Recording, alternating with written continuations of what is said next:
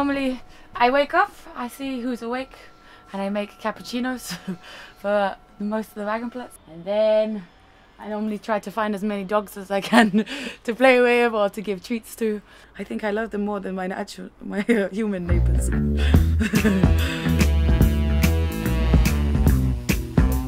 I always loved trailer parks, but I would never imagine that I would live there. Oh, it's too cool, and there's all these other people, they look amazing, I don't know. And I heard that maybe there was going to be a wagon be free, and that I should ask my now neighbour. But I didn't really know her, so I was really shy to go and talk to her.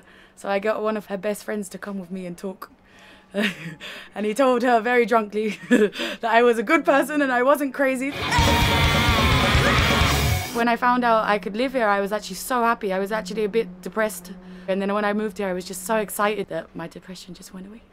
When I passed you in the doorway, well, you took me with a glance. The thing I love so much about living in a wagon is that you've got your own space. So if you're not in the mood, you can kind of close your door and have your own little world and not have to see anyone. But if you want, you can go and knock on your friend's place and then you have all the company you would need. In the winter, you still have to go outside to cut wood or to go to the toilet. It's really helpful, I think, for the winter shit. When I moved in as well, there was a really, really terrible relationship with the house. And sometimes I'd just be completely ignored or I'd be treated like shit because I lived in the Wagenplatz. And there was already an assumption of who I was. I think gradually over time, also some of the people that were a bit stuck in the mindset of who and what the Wagenplatz people were have actually left in the end. So over the last couple of years, it's been more younger and active in different ways. So I think that really helped the place and made it a bit more community. It's been over the last years, we've heard little snippets of information that we could be in danger. It really upset me. And then the next time we heard something, I went into how my mode is when I go a bit into trauma and I just want to do something.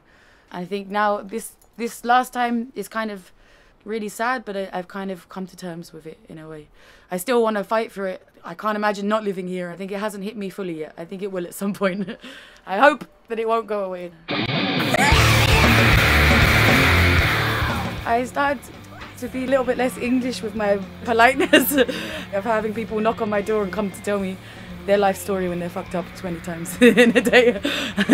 And I've started to close my door.